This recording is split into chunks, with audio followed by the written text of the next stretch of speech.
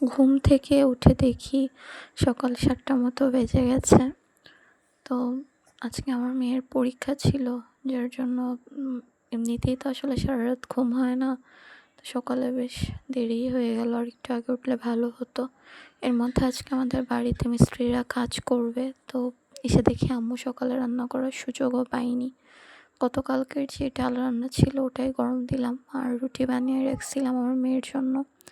ওকে এটা একটু তেলে ভেজে দিব, আরও ওই মুরগির মাংসর ডাল দিয়ে একটা ডিম পোচ করে দিব। এটা দিয়ে আর কি ওর নাস্তাটা হয়ে যাবে। ও না সকালে খায় না এমনিতেই। স্কুলে যখন এমনি ক্লাসের জন্য যায় তখন তো ওকে ধরে বেঁধে পানিও খাওয়ানো যায় না। যখন যায় আমি ওকে টাকা দিয়ে দিই, আর ওর নানা ওর জন্য দোকান ঠিক করে রাখছে, ও যা ভালো লাগে খায়। এই তো বেশ মানে একেবারেই মনে হচ্ছে 11টা 12টা বাজে, এত বেলা হয়ে গেছে। ও আমার মেয়ে আবার কুসুম কাঁচা খায় না, ওকে সবসময় ডিমটা আলাদা বাটিতে ফেটে তারপরে দিতে হয়। আমার ছেলে খায় কুসুম কাঁচা, আর মেয়ে কুসুম একেবারেই কুসুম থাকলে খাবে না, ওইটাকে ডিমের সাদা অংশের সাথে ভালো করে ফেটায় তারপর ভেজে দিতে হয়। নয়তো বা ও শুধু সাদা অংশটাই খায়, কুসুমটা রয়ে যায়। এই একটা ঝামেলা ওকে নিয়ে। তো এই তোর খাবারটা সুন্দর করে গোছগাছ করে দিলাম, যা খায় খাবে, বাকিটা রেখে দিবে, কি আর করার। ডিমটা পুরোপুরি খাইছিল, কিন্তু রুটি অর্ধেকটা খেয়ে রেখে দিছে। এই তো পড়া রিভিশন দিচ্ছিল। আমি রান্নাঘরে এসে আগে চালটা দিয়ে দিলাম। আমাদের দুপুরের ভাতও আমি একবারই রান্না করে রাখতেছি। তো ফ্রিজ খুললাম যে আসলে কি রান্না করা যায় দেখি, তেমন কোনো তরকারি নেই। দেখলাম আমাদের এখানে হাট হয় তো রবিবারে বৃহস্পতিবার, ওই 2 দিন বাজার করা হয়। তো মিষ্টি কুমড়া বের করে নিলাম, আর মোচা কুচি করে রাখছিলাম আমার এক দাদিকে দিয়ে। এখন মিষ্টি কুমড়া রান্না করবো কি দিয়ে তাই ভাবতেছি। ফ্রিজে কিছু শুটকি ছিল, সেগুলোই খুঁজতেছি। আমরা মিষ্টি কুমড়া দিয়ে শুটকি খুব পছন্দ করি। এর মধ্যে আমার ভাতও হয়ে গেছে। তো আমি আমার বিড়ালের জন্য একটু মাছ আর মিষ্টি কুমড়া সিদ্ধ বসাই দিছি। আর আমি আসলে রান্নার ফুটেজ পড়ে না, মানে আগেই নিয়ে ফেলছি। তো আমি এগুলো রান্না করছিলাম, তো রান্নার ভিডিও আমি দেখাবো। আমি আসলে রান্না বান্না করি আমার মেয়েকে স্কুলে, মানে পরীক্ষার হলে দিতে গেছি। এই তো এখন নিচে নেমে যাচ্ছি, ওকে দিয়ে আসবো। এসে আবার আমার টুকটাক কাজ আছে, সেগুলো করব। সারাদিন দেখা যায় এটা ওটা, দিন চলে যায়, শোয়া বসার আর টাইম হয় না।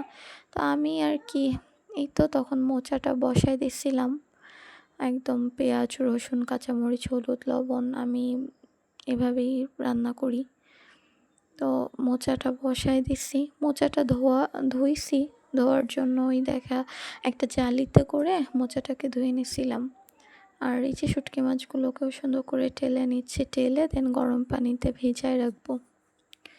শুটকি মাছ সবসময় টেলে নিয়ে দেন ধুলে ভালো হয়।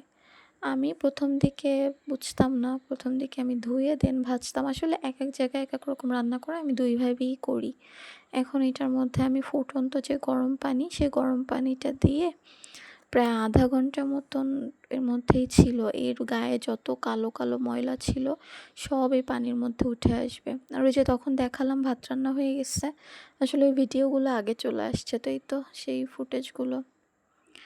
এখন এই যে ভাত হচ্ছে, আর আমি মাছে পানিটা দিয়ে দিলাম। এই তো আস্তে আস্তে একটা একটা করে এখন রান্না করে নেব। এই রান্নাগুলো আমি আমার মেয়েকে দিতে যাওয়ার আগেই করছি। 1.5 ঘন্টার মধ্যে সমস্ত রান্না করে তারপরে আমি গেছি। মোচাটা অলমোস্ট হয়ে আসতেছে। মোচাটা না আমি ডিম দিব, বাগার তো দিবই, সাথে একটা ডিমও ঝুরি করে দিব। আর এদিকে মিষ্টি কুমড়াগুলোকে ছোট ছোট চাক চাক করে কেটে নিচ্ছিলাম, মিষ্টি কুমড়াগুলোকে। আর এই তো মোচাটা অলমোস্ট হয়ে আসতেছে, আর অল্প একটু ভাজা দিয়ে দেন আমি নামাই নিব। এদিকে যে মোচার জন্য আমি পেঁয়াজ রসুন সব কিছুকে খুব সুন্দর করে কুচি কুচি করে আমি এখন তেলে হালকা ফ্রাই করে নিব। আমি এর মধ্যে 2টা শুকনো মরিচ চিড়ে দিব।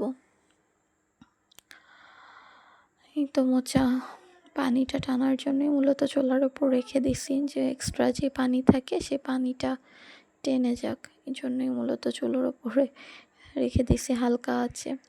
এই যে সুন্দরভাবে পেঁয়াজ রসুন বেরেস্তা হয়ে গেছে, আর ওই যে তখন বললাম শুকনো মরিচ দিব, তো সেই শুকনো মরিচটাও দিয়ে দিলাম। এখন এগুলাকে আমি দিয়ে ভালো করে মোচাটাকে ভাজবো। আমি এর মধ্যে একটা ডিম শুধু তেলের মধ্যে ঝুড়ি ঝুড়ি করে ভেজে মোচার মধ্যে দিয়ে দিছি, এভাবেও ভালো লাগে। আমি মোচা বাটি, সেটাও বেশ মজা লাগে, আবার বাটা আবার ডিম ছাড়া যে এমনি ঝুড়ি ঝুড়ি ভাজি করা হয় সেটাও বেশ ভালো লাগে। আর এই তো আমি ডাল বসাই দিছি, আমি একটু পাতলা করে ডাল রান্না করব, তাই প্রেশার কুকারে ডালটাকেও বসাই দিছি। তো তখনকার ভিডিও ওই অবধি। এরপরে এসে দেখি আমার ছেলে দোলনার উপরে খেলা করতে করতে ঘুমাই গেছে। কখন যে ঘুমাই গেছে আমি টেরই পাইনি। ও আসলে কার্টুন দেখতেছিল, দেখতে দেখতে ঘুমাই গেছে। ওকে আর নাড়াচাড়া করিনি, কারণ ওর ঘুম এত হালকা, আমি যদি ধরতে চাই তাহলে তো উঠে যাবে। আর এটা হচ্ছে সন্ধ্যার ফুটেজ। সন্ধ্যায় ওরা বলতেছিল কিছু খাবো, তো কি করে দিব, ভাবলাম যে একটু মুরগির মাংস ভিজাই।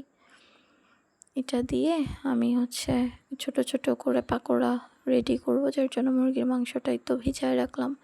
তারপর ছাদে গেলাম, ছাদ থেকে অনেক কাপড় চোপড় নিয়ে আসছি, এগুলাকে এখন ভেজাগুলো নেড়ে দিব, শুকনোগুলো ভাজ করে সবাইকে দিব। আর আসার সময় আমাদের গাছ থেকে একটা নাগা মরিচ নিয়ে আসছি।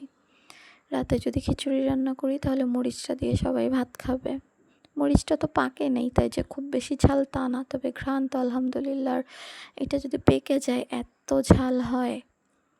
আর এখানে যে ওই যে মুরগির মাংসটা টুকরো টুকরো করে আমি একটু হলুদ লবণ দিয়ে সিদ্ধ দিয়ে দিচ্ছি, আর পাশে নুডলস বসাই দিলাম। আমার মেয়ে বলতেছিল আম্মু একটু নুডলস রান্না করো, তাই নুডলসের জন্য নুডলসটাকেও সিদ্ধ করে নিচ্ছি।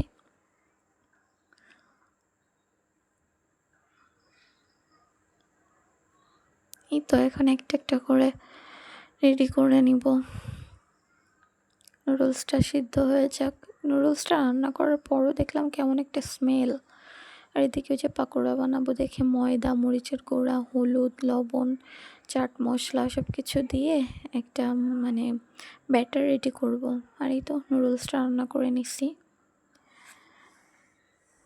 আর এখন ওই যে ব্যাটারটা, সে ব্যাটারে মুরগির মাংসগুলো দিয়ে একটা একটা করে তেলে ফ্রাই করে নিছি।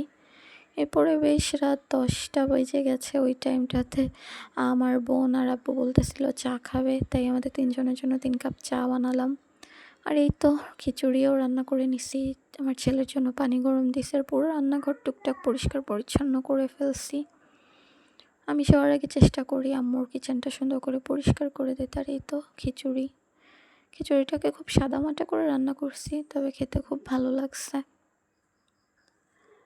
এই তো আজ এই পর্যন্তই, সবাই ভালো থাকবেন, আল্লাহ হাফেজ।